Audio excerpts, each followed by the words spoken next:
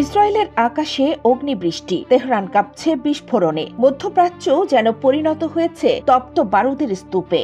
16 June ইতিহাসের এক ভয়াল রাত। ইরানের মাটি থেকে আকাশে উঠছে ক্ষেপণাস্ত্র, আর ইসরায়েলের আকাশে বাজছে একের পর এক siren. Tel Aviv, Haifa, Ashdod যেন মৃত্যু ছায়ায় ঢাকা পড়েছে গোটা দেশ।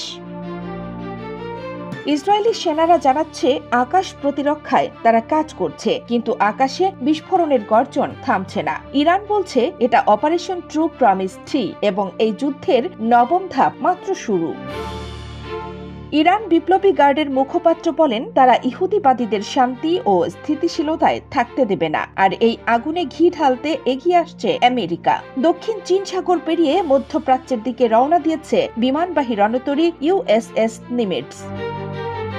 এদিকে তেহরানের আকাশেও আতঙ্ক, পূর্বাঞ্চলে বিস্ফোরণের শব্দ, সক্রিয় আকাশ প্রতিরক্ষা যেন ইরানের হৃদয়ে বাজছে যুদ্ধের দামামা।